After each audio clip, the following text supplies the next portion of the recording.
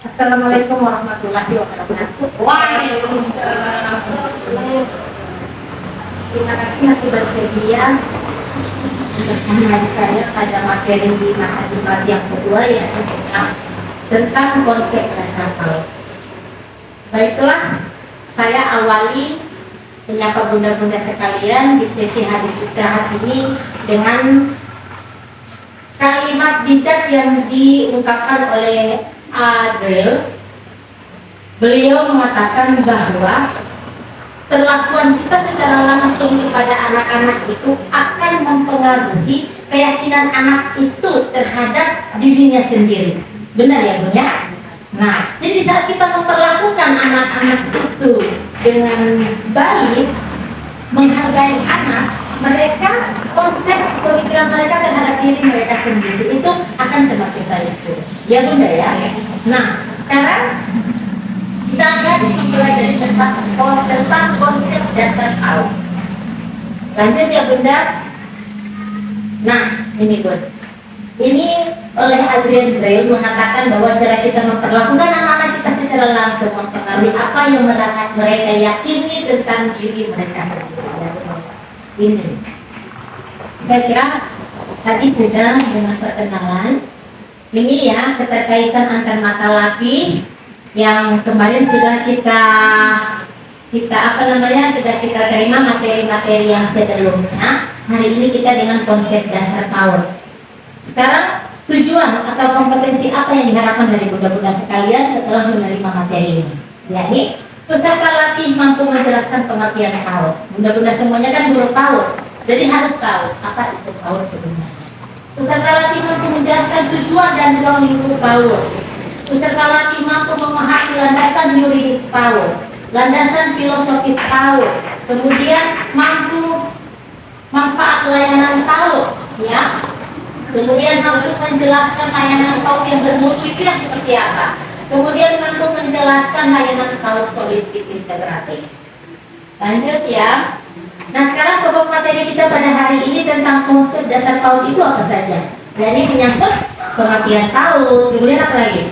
Ruang lingkup. Nah, ruang lingkup paut, landasan yuridis, landasan filosofis, layanan paut, prinsip yang dikatakan dalam berbeda paut, paut holistik integratif. Lanjut ya Bun.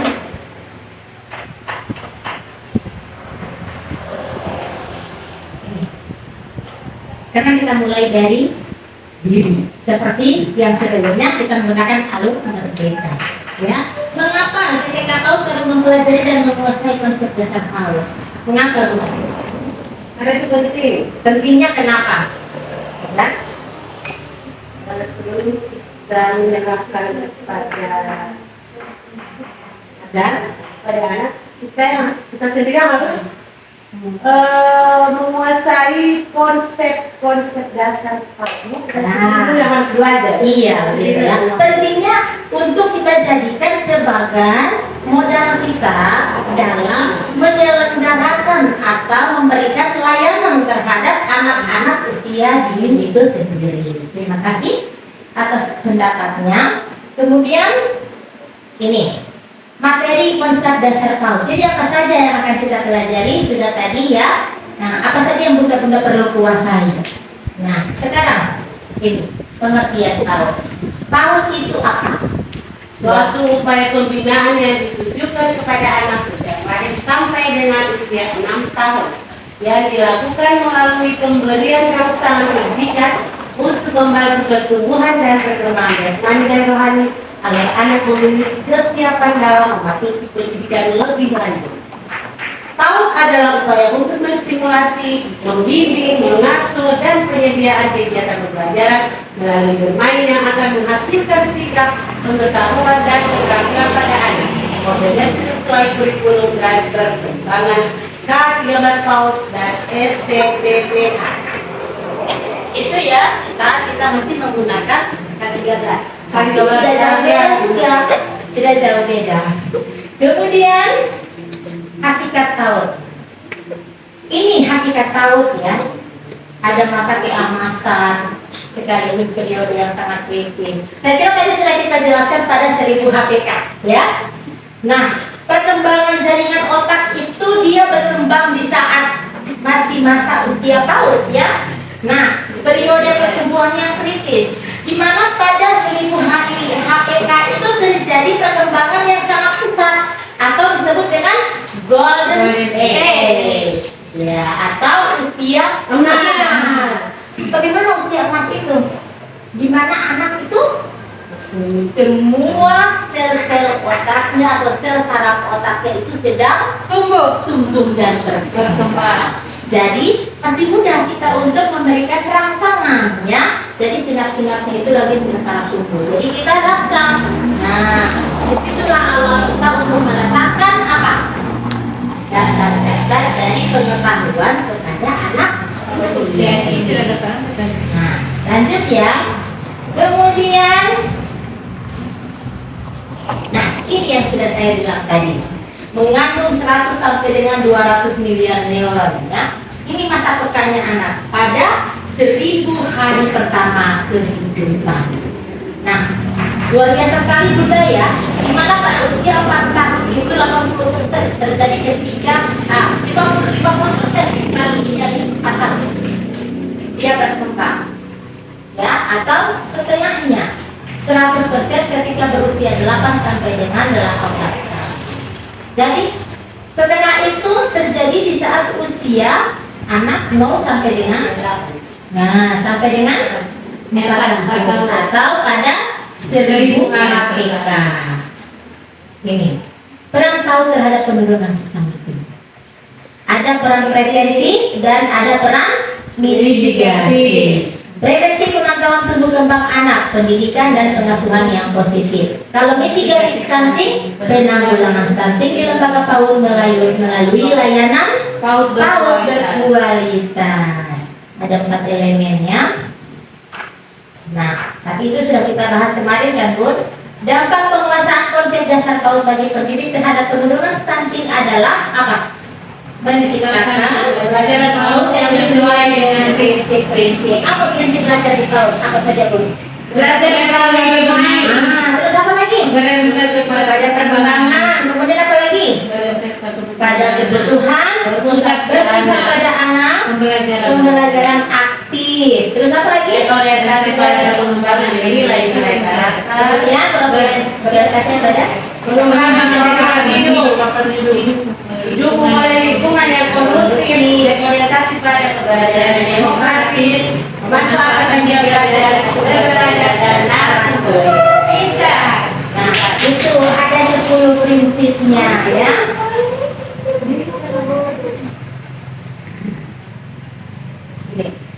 Apa sih sebenarnya tujuan PAUD itu?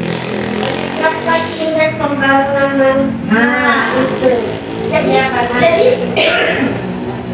PAUD ini ada program yang dibuat tanpa ada tujuannya, ya. Jadi PAUD ini dibuat oleh pemerintah, dilahirkan untuk tujuan ini. Apa satu? Meningkatkan indeks kesiapan anak, Jadi anak itu dari usia ini itu sudah mulai disiapkan untuk dipersiapkan supaya anak-anak itu punya kesiapan di saat dia mau masuk para pendidikan yang lebih tinggi, SD, SMP, SMA. Nah, karena dia sudah terlatih dari PAUD, sudah dibiasakan dari PAUD, mereka akan bisa menyelesaikan diri dengan cepat di pendidikan selanjutnya. Apalagi yang kedua, nah, jadi orang yang sering tertinggal. Nah, itu. Jadi dikurangi. Nah, kemudian apa lagi? Mengurangi angka putus sekolah. Nah, mengurangi angka putus sekolah, ya. Kemudian keempat, mempercepat penyelesaian wajib belajar. Wajib belajar berapa tahun? Ada lagunya kan? 9 tahun. Hah? Wajar. Wajar 9 tahun, ya. Wajib belajar. Wajar ya. Kemudian meningkatkan mutu pendidikan. Mengurangi angka buta huruf dia tahu membaca ya. Kemudian memperbaiki derajat kesehatan dan gizi anak usia dini. Kemudian meningkatkan indeks pembangunan manusia. Jadi ditingkatkan sumber daya manusia kita banyak. Nah sumber daya manusia itu yang akan nanti dimanfaatkan, indeksnya itu ya. Jadi terkait dengan kualitasnya ya, yang ditingkatkan kualitasnya. Lanjut ya. Ruang lingkup PAUD.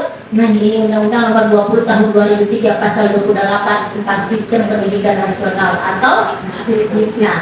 Nah, dalam Undang-Undang Nomor 20 Tahun 2023 Pasal 28 itu ada PAUD formal, PAUD non formal, dengan PAUD informal. PAUD formal apa saja? Taman kanak-kanak, Raudatul Athfal. Apa sih bedanya taman kanak-kanak dengan RA? Kalau taman kanak-kanak itu untuk umum. Ini kalau udah terlambat, Di bawah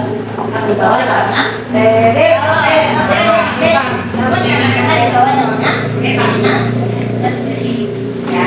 kemudian Raudatul Athfal di bawah namanya Kementerian. Kemudian ada PAUD formal. Ada di PAUD formal itu banyak ya. Ada KB, ada SPPS. Nah, kemudian ada PAUD informal. Itu pendidikan keluarga, ya. Nah, apa fungsi PAUD? Fungsi adaptasi. Penyesuaian diri dengan berbagai kondisi lingkungan. Iya benar ya? Iya. Anak-anak sudah dilatih untuk melakukan sekolah dengan lingkungan yang ada di rumah.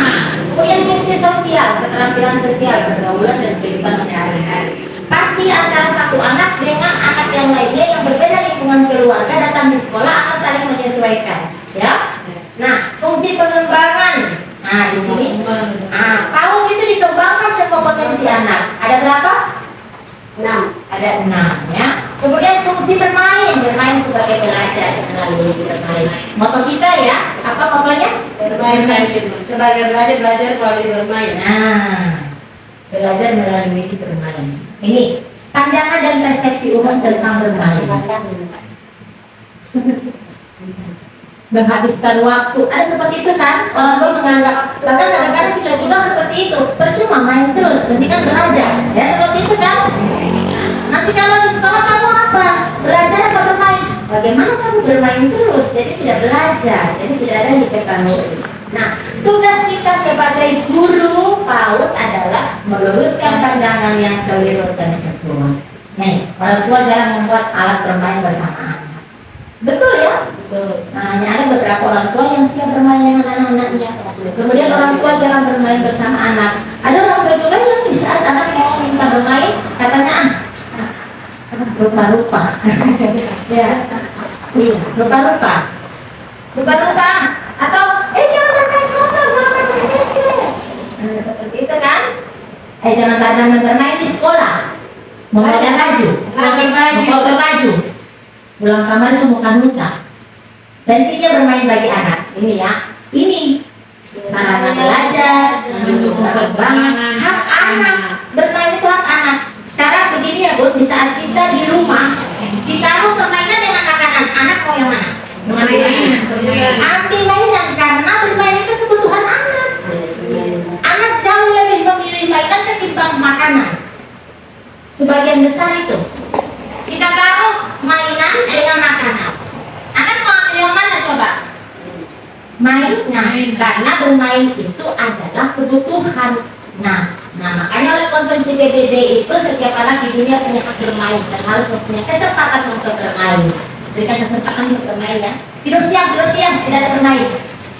Seperti siapa? Dia sudah tua di rumah. Nah, pengertian dan tujuan bermain ini menyenangkan, ya. Menyenangkan bermainnya untuk anak-anak ya. Bagaimana ketahuan itu menyenangkan? Terkadang anak-anak itu kalau lagi bermain susah untuk diajak pulang, ya. Seperti anak saya bermain di kolam sampai sakit, ya. Nah, karena apa? Tidak mau dia. Nah, itu karena menyenangkan. Sesuatu yang menyenangkan itu akan selalu kita lakukan dan kita tidak akan mau menyenangkan. Kita kalau tertarik dengan lawan jenis, ya, kita tidak mungkin bertahan dengan suami kita kalau kita tidak senang dengan suami kita, ya kan? Begitu juga dengan anak-anak, karena mereka senang dengan bermain, mereka sampai lupa makan. Aktivitas atau kegiatan, betul, itu adalah kegiatan aktivitas. Anak-anak bermain, lompat-lompat, lari-lari, itu bisa melatih apanya? Motorik Iya, melatih apa sih? Bukan sekedar itu. motorik sensori Kognitif. Di saat dia lari-lari, pasti dia punya pemikiran ini tidak bisa diinjak, nanti kakinya luka. ya. Dia malah dia lari, berpikir. Atau di saat dia lari, ada pagar, tidak mungkin kan dia ada pagar. Dia cari jalan alternatif, dia cari jalan lain. Lain kalau nggak ada sulan lain.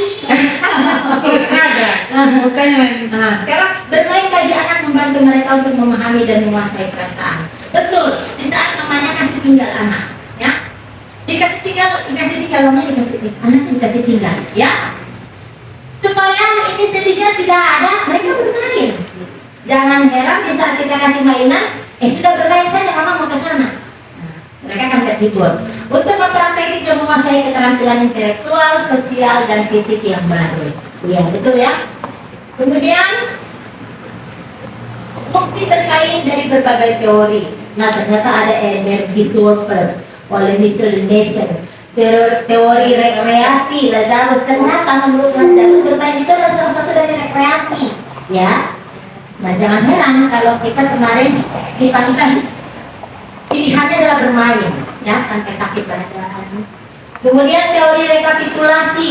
Nah, ada teori rekapitulasi ternyata wujud keberadaan insting dan minat dalam evolusi spesies merupakan tahapan kehidupan yang liar atau ganas. Pemain. Ada teori katarsis. Apa itu katarsis? Mengekspresikan emosi caranya kepada orang Insting dan amal secara sosial. Manfaat atau nilai bermain bagi anak. Ini ya, manfaatnya apa? Mendukung berbagai dimensi perkembangan, ya, perkembangan intelektual, perkembangan fisik, apalagi? Nah, ini pentingnya bermain selama BDR. Apa BDR? belajar dan Ya, banyak ya. Ini guru harus mengembangkan materi main, guru juga harus mendorong orang tua untuk bermain. Ini waktu BDR itu kita laksanakan di saat kita ada apa? COVID. Di saat kita lagi COVID. Di saat itu kita di lockdown ya. Nah, di lockdown. Jadi kita menyelenggarakan pembelajaran di rumah. Nah, ini. Sekarang, apa sih landasan yuridisnya? Undang-undang 1945. Kemudian ada Undang-Undang Perlindungan Anak nomor 23 tahun 2022. Setiap anak berhak untuk dapat hidup. Ya 2002. Dapat hidup, tumbuh, berkembang dan berpartisipasi secara wajar ya, sesuai harkat dan martabat. Ya, ini ya yang landasan teoritisnya ya. Undang-Undang 1945, kemudian amandemen Undang-Undang 45 pasal 28B. Kemudian ada Undang-Undang Perlindungan Anak. Ini pandangan konsep dasar dan filosofis Paul. Ini landasan filosofisnya ya. Tadi yang landasan yuridis. Kalau dia landasan yuridis itu undang-undang. Jadi itu berdasarkan landasan hukum. Sekarang landasan filosofis. Landasan filosofis itu dia berdasarkan pandangan atau pendapat ahli ya. Ini konsep dasar Paul terkait landasan keilmuan dan kajian multidimensi. Kemudian filosofis Paul terkait keyakinan hasil pemikiran mendalam. Ini ya, ini yang landasan filosofis. Saya kira ini benar-benar terdapat waktu kuliah kemarin kan. Kasih ingat. Sering dosen selalu bilang ada Rousseau ya. Rousseau ya. Jean-Jacques Rousseau. Nah, kembali ke alam. Kata si Rousseau itu bahwa Paul itu dia konsepnya kembali ke alam. Ada kontrol pengalaman sosial, ya. Kemudian ada siapa lagi? Pestalozzi. Ya, ada Pestalozzi. Nah, hak yang sama. Jadi Pestalozzi ini mengatakan bahwa pentingnya peran ibu pada anak, ya. Kemudian ada siapa lagi? Froebel. Masih ingat dengan Froebel? Ingat ya? Froebel. Nah, kemudian ada siapa lagi? Montessori. Ini sering. Ini yang sering Montessori, ada periode sensitif atau periode PK, ya, menurut Montessori. Kemudian Piaget, Jean Piaget dan Vygotsky. Anak membangun pengetahuan secara aktif berdasarkan pengalamannya. Ini Vygotsky menyenangkan, akrab, hangat. Kemudian menggunakan pijakan atau scaffolding. Ya, apa scaffolding Bunda? Ya, ini memberikan apa? Bantuan kepada anak. Misalkan ya, di sekolah itu terkadang kan kita sering memberikan bantuan kepada anak yang tidak mampu. Tapi bukan dibantu terus, tapi secara bertahap, pelan-pelan kita, yang tadinya kita 5 kali dibantu dalam sehari, gitu kan? Atau semuanya dibantu dibimbing, pelan-pelan kita lakukan lagi ya, dan pelan kita teruskan sampai anak itu benar-benar mampu melakukan sendiri. Itu scaffolding ya. Dia memberikan pijakan dan awal. Kemudian apa lagi? Nah, Hajar Dewantara adalah tokoh pendidikan yang ada di Indonesia. Bahwa anak Berpotensi untuk berkembang untuk berkembang secara anak itu perlu belajar sesuai dengan kodrat alam dan kodrat zaman, ya. Kodrat alamnya di mana anak bisa belajar di lingkungan sekitar yang ada di tempatnya tinggal, dan dia bisa menyesuaikan pembelajaran itu sesuai dengan kodrat zaman. Jadi tidak stagnan, tidak paten, ya. Jadi kadang-kadang ada yang bilang begini, pembelajaran kita dari dulu juga tidak seperti itu, dan juga memang masih seperti ini. Tidak, anak-anak itu belajar sesuai dengan perkembangan anak. Beda zaman, beda anunya, beda perkembangan anak-anaknya. Jangan heran sekarang anak lagi akrab dengan gadget, ya. Karena itu memang sudah zamannya. Tugas kita yang apa? Yang mengawasi, memfasilitasi. Kita hidup di zaman Tetris. Zaman Tetris. Jadi kita mendapatkan Tetris sudah sangat bahagia. Ini ya. Ingasa Sungkulada, Ingmaja Mangkasa, Suturi Handaya. Kita di sini dalam tahap apa? Yang biasa? Suturi Handaya.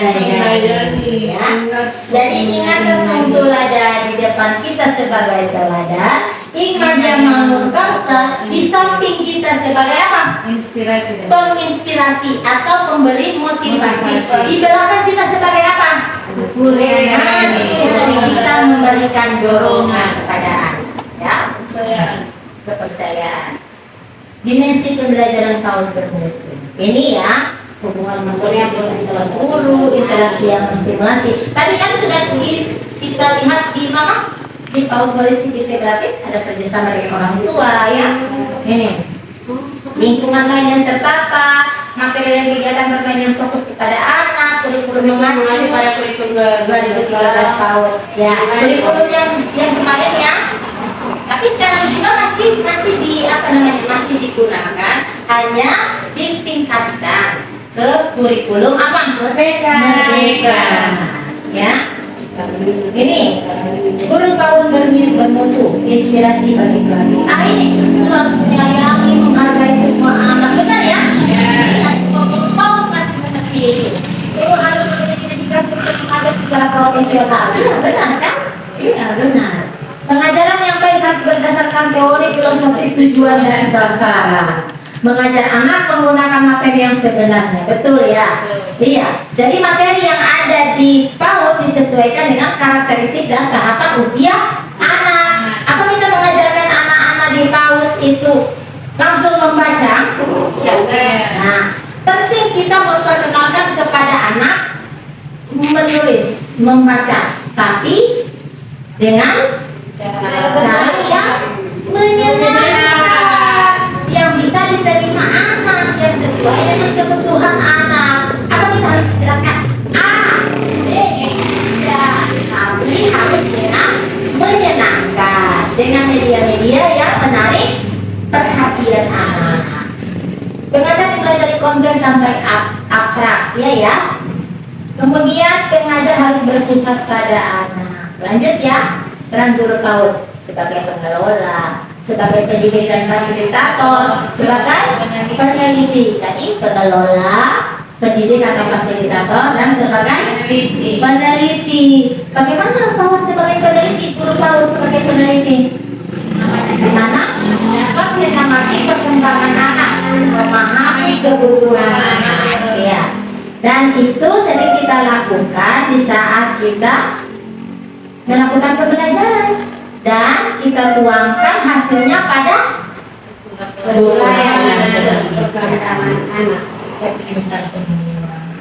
berkaitan dengan orang tua. Keluarga merupakan lembaga yang paling penting dalam pendidikan dan pengembangan anak. Benar apa salah? Ya. Keluarga, ya. Orang tua adalah pendidik utama dan ketua anak. Benar, ya. Sekarang seperti model-model PAUD HI. Ada model 1, model 2, model 3, dan ini akan kita bahas pada tugas. Ini ada model 1, model 2, model 3, model 4, model 5. Ini akan kita pembahasannya dalam tugas. Ruang kolaborasi. Ini ya. Contoh kegiatan yang tidak sesuai untuk anak usia dini yang mana sih? Yang mana? Yang tidak sesuai untuk anak usia dini. Yang mana coba? Mana yang terjadi interaksi dan mana yang tidak terjadi interaksi? Ini yang berinteraksi dengan gambar. Yang mana? Yang gambar ini. Ini? Interaksi. Yang apa ini? Interaksi. Yang interaksi. Jadi ini terjadi interaksi dan kolaborasi ya? Ya. Nah, yang ini tidak ya? Ya. Nah, mana yang sering pakai ini? Yang ini ya, yang sering terjadi interaksi. Ya. Nah, ya ini tugasnya pada demonstrasi kontekstual. Konsep dasar PAUD yang manakah dari yang sudah dipelajari dapat diterapkan pada guru PAUD? Nah, jadi yang ini, ya. Sekarang itu tugas peserta. Ini, apakah masih ada hal-hal yang lain yang boleh dipahami? Ada?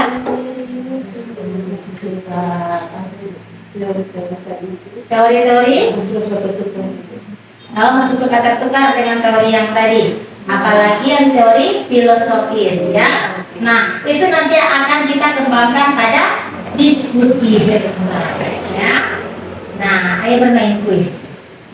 Cukup katakan benar atau salah. Ini pendalamannya. Menurut ahli neurologi, pada saat lahir otak bayi mengandung 100 sampai 200 miliar neuron atau sel saraf yang siap melakukan sambungan antar sel. Benar apa salah? Bukan saat lahir. Oh, pada saat lahir. Benar ya. Ini loh 100 sampai 200 miliar ya. Nah, pada saat lahir. Nah, next. Konsep dasar PAUD terkait landasan keilmuan dari kajian multidimensi. Benar apa salah? Ya, benar. Teknik scaffolding untuk membantu anak dalam belajar. Membantu anak dalam belajar. Tapi membantunya bermain. Nah, tadi saya membelok ya. Tadi saya membelok. Jadi tadi memang sengaja saya membelok supaya nanti bunda-bunda dalam pembelajaran juga tidak membelok. Nah, seperti itu akibatnya kan kalau saya tadi membelok ya. Bertahan. Tadi ada yang bilang apa? Bermain. Jadi tidak boleh membelok.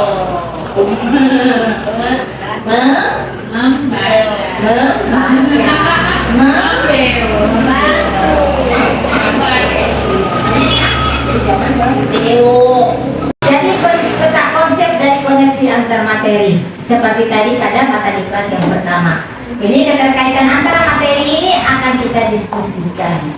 Sekarang aksi nyatanya adalah membuat RTL dengan panduan kalimat pemantik. Setelah menerima materi ini, saya akan melakukan kegiatan apa? Apa yang akan benar-benar lakukan? Kita akan diisikan pada jurnal. Kapan pelaksanaan dilaksanakan? Nah, itu ada jurnalnya. Sebentar saya bagikan. Lanjut. Nah, kesimpulan, siapa yang bisa bacakan kesimpulan? Silakan Bunda. PAUD adalah upaya untuk menstimulasi, membimbing, mengasuh, dan penyediaan kegiatan pembelajaran melalui bermain yang akan menghasilkan sikap, pengetahuan, dan keterampilan pada anak. PAUD adalah periode kritis, di mana pada saat ini termasuk pada 1000 HPK, sangat besar peran PAUD dalam menurunkan angka stunting antara lain, yakni preventif, pemantauan tumbuh kembang anak melalui pendidikan dan pengasuhan yang positif, dan mitigasi stunting, yakni penanggulangan stunting di lembaga PAUD melalui layanan PAUD berkualitas PAUD HI atau PAUD HI. Konsep dasar PAUD terkait landasan keilmuan dan kajian multidimensi, sementara filosofis PAUD terkait keyakinan hasil pemikiran masyarakat. Terima kasih. Nah, itu kesimpulannya ya Bunda-Bunda. Nah, lanjut ya, refleksi. Konsep-konsep apa sajakah yang harus atau masih perlu diperbaiki dari para guru di lapangan dalam praktek PAUD? Sekarang identifikasikan, sebutkan contohnya, solusinya, dan cara memperbaikinya bagaimana. Konsep-konsep apa sajakah yang masih perlu diperbaiki? Apa saja belum yang perlu diperbaiki? Misalkan dalam penggunaan media misalkannya. Nah, penggunaan media, contohnya itu ya, penggunaan media. Solusinya ada dengan cara menggunakan media-media yang ada di alam ya. Lebih bagus menggunakan yang ada di alam ya. Kita membuatnya bersama anak agar terjadi interaksi antara ibu dan anak ya. Nah, next moto. Nah, ini motonya. Bila seorang anak tidak bisa belajar dari cara kita mengajarkan sesuatu kepadanya, mungkin kitalah yang harus mengubah cara mengajar kita agar sesuai dengan cara belajar mereka. Benar tidak? Nah, benar. Ini menurut Estrada. Nah, kalau anak itu tidak bisa belajar dengan apa yang sudah kita berikan kepada mereka, dengan cara kita memberikan pembelajaran pada anak, mungkin kita harus bisa menyesuaikan cara mereka, ya, cara mereka dalam belajar, gitu. Jadi tidak bisa mematok anak-anak harus diam duduk gitu ya. Nah, jadi seperti itu. Nah, terima kasih, semoga bermanfaat dan sampai jumpa ya. Wabillahi taufiq wal hidayah. Wassalamualaikum warahmatullahi wabarakatuh. Waalaikumsalam warahmatullahi wabarakatuh. Semoga kegiatan-kegiatan kita di Komdel Lampung akan berjalan dengan lancar jaya. Tepuk tangan untuk Komdel Lampung. Iya, terima kasih.